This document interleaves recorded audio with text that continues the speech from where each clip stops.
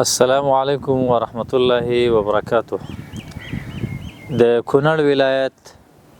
د ملي رادیو او تلویزیون ټولو اوریدونکو او لیدونکو ستاسو د نیکو هیلو او ستاسو د ښه ژوند په امید. محترمو، تاسو سره نن زه استاد محمد امینی د کونړ ملي رادیو تلویزیون له طرفه په ډیره یو مهمه او ارزښتمنه موضوع باندې غږیږم چې هغه د رمضان المبارک او د روژې مبارک استقبال او استقبالول دي. دا چې بهترینې او ارزښتمنې او قیامتي ورځې را روانې دي، په هغې کې د عباداتو موسم دی او الله عز وجل د دې لورینه په خپلو بندګانو باندې کړې ده. څه پکار دي او څه ډول موږ د رمضان المبارک استقبال کو؟ محترمو، رمضان المبارک ډیر زیات لوی قدر او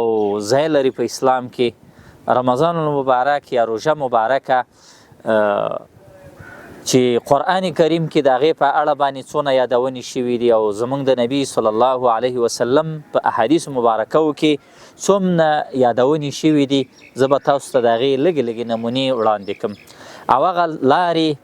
او چارې چې مسلمان مؤمن له د روژې د راتګ نه مخکې پکار دي. قرآن کریم کې الله عز وجل د رمضان مبارک په باره کې داسې فرمایي: یا ایها الذین آمنوا کتب علیکم الصیام کما کتب علی الذین من قبلکم. ای د ایمان والو، په تاسو باندې روژه فرض شوې ده لکه څنګه چې په تیرو امتونو باندې فرض شوې ده. امام ابن کثیر رحم الله او امام قرطبي رحم الله په تفسیر د دې آیت کې د امام مجاهد نه چې د عبدالله بن عباس رضی الله تعالی عنه شاګرد دی او تفسیر کې د ډېر اقوال د هغه نه را نقل شوي دي، هغه وایي چې په تیرو امتونو بلکې په ټولو امتونو باندې رمضان مبارک همدغه یوه میاشت فرض و لکه څنګه چې په موږ او تاسو باندې فرض ده. بیا دا و چې بني اسرائیل او یهودیانو په هغه روژه کې لږ زیاتوالی وکړ او دا حکم د فرضیت په هغوی هم او په موږ هم دی. الله عز وجل دا میاشت فرض کړې ده لکه څنګه چې نور عبادات، روژه، لمونځ، زکات، حج فرض شوی دی، دا هم فرض دی. او حدیث مبارکه کې راځي د عبدالله بن عمر رضی الله تعالی عنه حدیث دی: بنی الاسلام علی خمس. د اسلام بنیاد په 5 شیانو خصل شوی دی. هغه دا د شهادت کلمه ده چې سړی به وایي چې الله عز وجل یو ذات دی، واحد لا شریک دی، محمد رسول الله د الله نبی دی صلی الله علیه وسلم، او لمونځ ودرول، حج کول، زکات ورکول او روژه نیول د میاشت د رمضان. روژه د اسلام څلورم رکن دی. زما مؤمنانو ورونو، په بعضې احادیثو کې دریم رکن ښودل شوی دی. د اسلام د 5 ارکانو نه یو فرضي عمل او رکن هغه روژه مبارکه ده. زما ورونو، لکه څنګه چې د دې فرضیت حکم دی، همدغه رنګې د دې د فرضیت لپاره وخت او شرایط ښودل شوي دي. الله عز وجل فرمایي: شهر رمضان الذي انزل فيه القرآن. روژه مبارکه هغه میاشت ده چې په دې کې قرآن کریم نازل شوی. د دې د فرضیت، د دې د روژې نیولو احکام قرآن کریم ذکر کړي دي. فمن شهد منکم الشهر فلیصمه. چا باندې چې دا میاشت راغله، په رانوې شوله او حاضر شو ته ده او دا دې ته جوړ آمده و په صحت کې مسلمان و عاقل و بالغ، دا به د روژې نیسي. دا شروط دي. مسلمان مؤمن نه به قبلیږي، عاقل نه به قبلیږي، دا به روغ وي، دا په حاضر کې وي. هغه څوک چې په هغه په سفر کې وي او یا مریض وي، الله عز وجل هغه ته رخصت د دې ورکړی دی او بیا وایي فعدة من ایام اخر. هغه څونه ورځې چې هغه ماتې کړې وي د هغې به وروسته بیا قضایي راوړي. همدغه رنګې په احادیثو مبارکو کې د دې میاشتې رمضان یادونه شوې ده، قدر ذکر شوی دی، د دې هغه درجه ذکر شوې ده. نبی صلی الله علیه وسلم فرمایي: اتاکم شهر رمضان. تاسو ته میاشت د رمضان را ده، شهر عظیم، ستره میاشت ده، شهر مبارک، د برکت والا میاشت ده. د برکت نوم یې ورته اخیستی، لویه میاشت یې ورته ویلې ده. شهر یزاد فیه رزق المؤمن. داسې میاشت ده د مسلمان مؤمن رزق په دې کې ډېرېږي. محترمو، هغه لارې چې موږ او تاسو یې دې دپاره ولټو، ډېرې لارې علماو ذکر کړي دي، د همدې احادیثو مبارکونه او د قرآن کریم نه هغه استنباط شوي دي. زه به لنډې د هغې یادونې وکړم. محترمو، د الله د نبی صلی الله علیه وسلم ښایسته او خوږو صحابه کرامو چې بهترین خلکو د دې امت ښایسته پیړۍ وه هغه الله عز وجل د دې دین دپاره د خپل نبي د خدمت دپاره او د دې دین د خپرولو دپاره هغه غوره کړي وو چڼ کړي په دې امت کې او هغه خلکو دا دین موږ ته راورسو په دې ټولو طبقو د انسانانو کې بهترین خلک هغه د الله د نبي صلی الله علیه وسلم صحابه کرامو او په هغې باره کې داسې راځي انس بن مالک رضی الله تعالی عنه روایت دی یو چې به کله رمضان نه مخکې دا میاشت وه شعبان دا به داخله شوه اکبو علی المصاحف دی به په قرآن کریمونو باندې او په مصاحفو باندې راټول شو کوم صحابي چې به دې لیده که د هغه زوی به دې لیده بس قرآن کریم ته به ناست او دا به ویلي چې دا شهر القرآن شهر القرآن دا د قاریانو میاشته دا د لوستونکو میاشته دا د قرآن میاشته او دې قرآن له به وخت ورکړه حتی د دې پورې په ځینو اثارو کې راځي که د چا به دوکان و که د چا به بل څه مشغله وه هغه کارونه به پرېښودل او ټول به د قرآن کریم ذکر و تلاوت ته متوجه شو محترمو یو دا ده چې په دې میاشت کې چې دا شعبان میاشته دې ته وایي او د رمضان نه مخکې میاشته په دې کې موږ قرآن ته ډېر مخه وکړو قرآن کریم تلاوتونه پکې ډېر وکړو او په دې کې ذکرونه ډېر زیات وکړو دوهم دا ده چې د دې میاشتې که چې د الله د نبي صلی الله علیه وسلم سنت دی هغه داسې وه او دې ته استقبال د رمضان هم وایي چې موږ رمضان او روژه ښه استقبال کړي په دې کې به روژې ډېرې نیولې روایت د عایشې بیبي کې راځي د مؤمنانو مور د رسول الله صلی الله علیه وسلم بیبي عائشه صدیقه رضی الله تعالی عنها فرمای وایي چې د الله نبی صلی الله علیه وسلم به سختې روژې نیولې او ډېرې روژې چې به نیولې هغه به په دې شعبان کې نیولې شعبان میاشت به ټوله روژه ونیوله مګر یو څو ورځې به یې ماتې کړې یو څو چې د دې لپاره چې د رمضان سره مشابهت را نشي د دې لپاره چې شعبان او رمضان مبارک میاشت دواړه غبرګې نشي ځکه د الله نبي صلی الله علیه وسلم دوه میاشتې غبرګې نه دي نیولي په نفلي روژو باندې مګر شعبان او رمضان به یې نیوله خو یو څو ورځې به یې پکې ماتې کړلې چا دې تپوس هم کړی یا رسول الله صلی الله علیه وسلم ولې دا شعبان میاشت ډېره روژې نیسي وایي دا له دې لپاره نیسم چې په دې کې خلک ډېر غافل وي مخکینۍ میاشت تېره شوله د رجب هغه د الله عز وجل په هغه بهترینو د عزتمندو میاشتو څلورو کې یوه میاشت وه د خلکو د هغې عزت ساته درناوی ساته ځکه څلور میاشتې عزتمند دي الله په 12 میاشتو کې عزتمند دي ګرځولي د هغه وخت نه چې الله ځمکه او اسمانونه پیدا کړي او د دې عزت به په جاهلیت وختونو کې هغه خلک په چې اسلام باندې نو مشرف هم د دوی عزت به ساته مؤمنانو به هم ساته مسلمانانو نو دې میاشت کې چې دا شعبان راغله وروسته د دې نه رمضان دی د هغې قدر و اندازه د هغې شرف د هغې د عباداتو هغه قرآن او سنت ذکر کړی ده نو دا منځ کې میاشت د شعبان ده په دې کې خلک غافله کیږي د دې وجې نه د الله نبي وفرمیل شهر یغفل عنه الناس خلک په دې کې غافله کیږي زه ځکه په دې کې روژې نیسم دوهم د الله نبي صلی الله علیه وسلم په دې کې یو ناشنا وجه ذکر کړله او هغه دا ده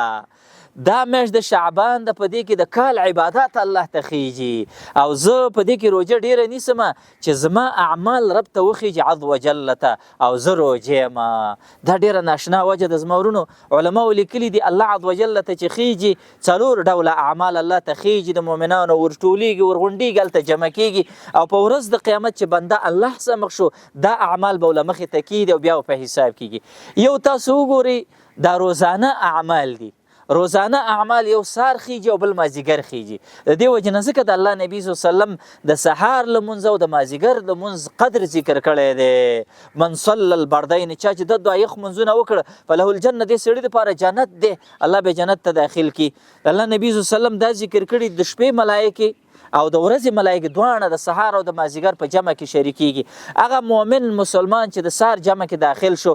د ملایکو په هغه کتاب او رجستر کې د دوی نوم ولیکل شو چې هغه د ورځې لپاره راځي او پیلې د سهار مانځنه کېږي هغه ملایکې چې هغه د شپې راغلي وي او هغه به رسختېږي او د شپې اعمال یې لیکلي دي نو هغه مؤمن بنده چې سهار جمع کې شامل شو دا د شپې په منځګزارو کې هم راغی هغې یې ځان سره ولیکه همدغه رنګې مازیګر کې اعمال الله ته خیږي د ورځې اعمال چې ملایکو ځان سره لیکلي دي هغه ځان سره لیکي هغه څوک چې په جمع کې شریک شو د مازیګر بیا د شپې اعمال چې کوم ملایکې راځي او په دې جمع کې شریکي هغه د شپې اعمال شروع کوي او په لیکلو کې هغه مؤمن بنده چې مازیګر په جمع کې شروع شو هغه د شپې اعمالو په شروع کوونکو بندګانو کې هم ولیکلی شو نو دا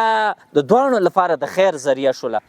په دغه وختونو کې زموږ د سلفو د دې امت د مشرانو او اسلافو هغه امامانو تابعینو تبع تابعینو صحابه کرامو د هغوی ناشنا نمونې دي دلته چې هغه امام ابن جوزی رحمه الله، امام ابن رجب رحمه الله، ابن قیم رحمه الله، او دوی دا را نقل کړي دي. یحیی ابن ابي کثیر تابعی ناشنا، ابراهیم نخعی او هغه دغه رنګ حسن البصری، امام ابراهیم النخعی رحمه الله، د دوی هغه واقعات را نقل کړي دي، د دوی خوینه را نقل کړي. دوی به د مازیګر نه وروسته چا څه خبرې نه کولې، کېناستل به او جړلې به. دغه یحیی ابن معاذ باره کې راځي، هغه به جړلې چې الله عز وجل ته زما عمل ورخیږي، زما عمل به څه رقم ورخیږي، الله عز وجل به زما نه قبلوي که نه به یې قبلوي. ورونو او واقعیت هم دا دی چې دا دوه وختونه دي خلک پکې غافل دي، دا دوه وختونه دي رب ته پیش کېږي، قیمتي وختونه دي. یو حدیث مبارکه کې راغلی دی، د الله نبی صلی الله علیه وسلم فرمایلی دی انی احب، زه دا غواړم، دا خو خوم چې زه د مازیګر نه وروسته تر ماښامه پورې کښېنم د لمر ډوبېدلو پورې، او دا راله غوره ده د دې نه چې زه د اسماعیل السلام د اولادې عربي نه 4 غلامان ازاده کړم، هغې نه راته دا ناسته غوره ده. ورونو محترمو، یو په دې ورځو کې دغه وختونو ته ډېر متوجه شو. دوهم چې الله ته عملونه خیږي، هغه د ورځنۍ اعمالو د هفتې په ورځو کې خیږي، چې هغه په هفتې 2 ورځې دي. په دې ورځو کې د پنجشنبې او د دوشنبې ورځو کې اعمال الله ته خیږي. د دې وجې نه ځکه د الله نبي صلی الله علیه وسلم به دې کې روژه نیوله، د پنجشنبې او د دوشنبې ورځې روژه به نیوله، او دا به ویلي په دې ورځو کې اعمال الله ته خیږي. ورونو په دې کې دا دریم چې د کلني اعمال الله ته خیږي، او هغه په دې میاشت کې خیږي، د شعبان کې. نو په دې کې روژې ډېرې نیول پکار دي. څلورم چې د بنده عمل الله ته خیږي، هغه کله چې وفات شو او د دې انسان نه روح ووته او مؤمنانو د جامې وتړلې، د خپې وتړلې په سپینو ټوټو باندې، او رخصت یې کو، کفن کې تاو کو، د اعمال بند شو، او تر قیامته پورې به د دې انسان دغه اعمال وخیږي او ټول به راغونډ کړي، او کوم ځای کې چې د روح یا په علین کې د مؤمنانو الله مکه د بدانو خلکو د کافرو په سجین کې دغه اعمالو لیکل به ټول راجمع، او بیا به قیامت کې د مخې ته کېږي. یو ځینې احادیثو کې دام ښودل شوي دي چې یو څه اعمال داسې هم شته که یو سړی مړ شي نو د هغه اعمال هغه ته وررسیږي. یو د هغې نه صدقه جاریه ده، یو نیک او صالح بچی روزل دي، علم خپرول دي، مسجد آبادول دي، او داسې دا پسې راواله. دا هغه اعمال دي چې د انسان ته بیا وررسیږي. محترمو، دا میاشت دغه میاشت ده. دوهم په دې میاشت کې چې د الله نبي صلی الله علیه وسلم کړي دي، هغه دا د حدیثو کې راځي سخا به ډېره کوله، او د الله د نبی دا ډیر صفت او سخته سخا به کوله، او خاصتا رمضان او روزه چې بر داخله شو به ډیره سخا کوله. روایتو کې راځي دونه سخا به کوله کریح المرسله، لکه حوا او سلی چې رالوتلی ورڅ ځان ساخلی، غلامان آزادوا، صدقې کوا، پیرزوینې کوا، اسانی کوا، دا ټول به کول. امام ابن قیم رحمه الله او شیخ الاسلام تیمه رحمه الله دا خودلی دي. په دې وخت کې ولې د صدقه ډیره کول پکار دي، او مؤمنانو سره احسان کول، غریبانو مسکینانو سره هغه خوشحاليږي، هغه ته تقویت پیدا کیږي، دا هغه زړه په جمع کیږي چې رمضان او روزه را روانه ده، او من کړه یو څه پیدا شو، او په دې باندې روزهونه تشویش د زړه نه لاړ ختم شو. ورونه په دې ورځو کې صدقې کول ډیر پکار دي. بل عمل چې په دې ورځو کې پکار دي هغه دا دی چې چا باندې قضایي کفاره پاتې دي د روزې هغه ونیسي. عایشه بیبي فرمایي ما باندې به روزې پاتې وي د تیر هغه فرضي روزې، ما په دې میاشت کې ونیولې، دا وکړي بس کفارات څه چې پاتې دا ټول په دې میاشت کې پوره کړي. او په کار هم دا ده چې سړی هغه کفارې یا فدیې یا قضایي روزې دا مخکې ونیسي، دې کې خیر ډېر دی، ځکه د مرګ ساعت نه دی معلوم، په نیکۍ کې به تادیه او سیالي وکړي. خو دونه دا چې جواز زموږ په اسلام کې شته دی، که به چا باندې پاتې وي نو د دې میاشت نه به یې نه اړوي. په دې کې یو دا ده. د دې میاشت یو بل سنت دا دی محترم مومنانو چې د شعبان د میاشتې حساب به ته نیسي، دا میاشت به څاري چې نن یې 2 ده، نن راوختله 2مه ورځ ده، 3مه، دا به حساب. ولې داسې د الله عز وجل قرآن کریم کې ورته اشاره کړې ده او یاده کړې ده چې فإن غم علیکم فعدة 30، که چېرته دا د میاشت د رمضان در باندې پټه شوله نو بیا تاسو حساب د 13 ورځو وکئ. د دې 13 ورځو نه د روژې مراد دي، او د دې مخکې میاشت مراد دي چې دا مخکې شعبان به 13 ورځې پوره کړي، بس پسې ورځ دا د رمضان مبارک اوله ورځ شوله. ځکه موږ مکلف یو د رمضان د روژې د نیولو په نیولو د میاشتو باندې. تاریخ او جنترۍ له ډېر اعتبار نشته، ځکه دا خطا کیږي.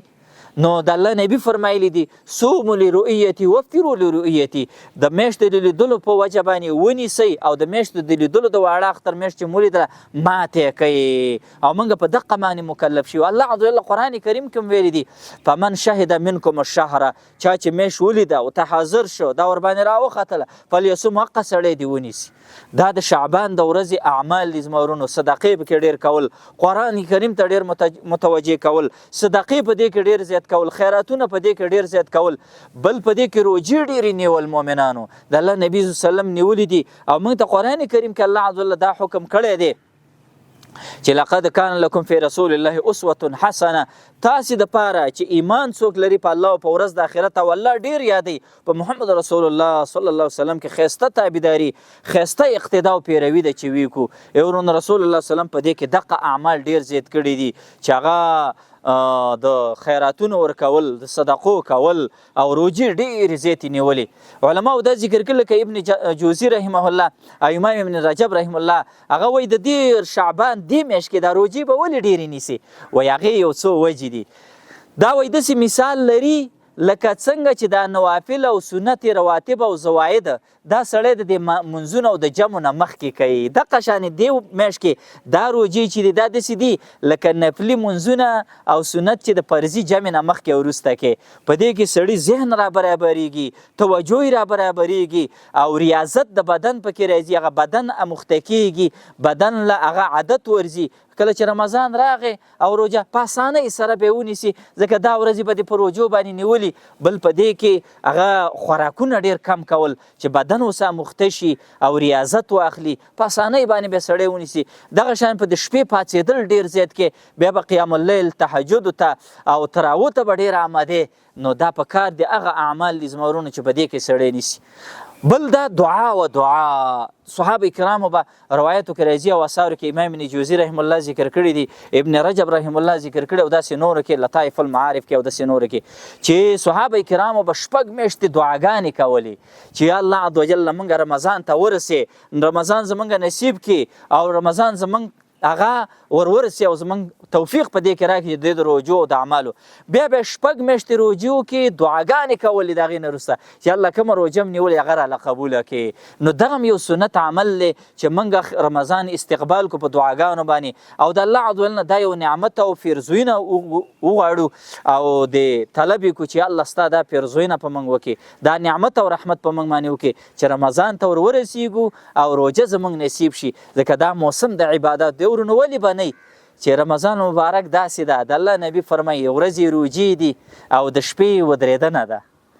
او دا دومره ثواب لري لکه یو سړی چې فرض عمل په روجه کې وکړي دا داسې لکه اویا فرض چې په نورو کې کړي یو نفلي عمل په روجه کې کول دا داسې دی لکه فرض عمل چې په نورو کې کول. الله عز وجل دې زموږ او ستاسو قبول کړي. محترمو زه به تاسو سره انشاءالله که جونو بیا هم ملتیا کوو او د رمضان مبارک دغه استقبال په دغه نمونو باندې او په دغه استقبالولو په دغه اعمالو باندې چې قرآن ډیر ویل ذکر ډیر کول گاوند کې د نورو غریبو مسکینانو هیوادوالو باندې پام کول هغوی ته صدقې کول زړه له خوشحالي ورکول په مزدورانو او عامو خلکو باندې اساني راوستل او د رمضان المبارک په دعا سره استقبالول د الله نه توفیق غوښتل. الله عز وجل دې دا رمضان المبارک زموږ او ستاسو په ټولو هیوادوالو بلکې په ټولو مؤمنانو باندې په خوشحالۍ سره په امن سره راولي او رب العالمین دې موږ او تاسو ته د دې د اعمالو د روجې د نیولو د شپې ودرېدلو توفیق راکړي. والسلام علیکم ورحمة الله وبرکاته.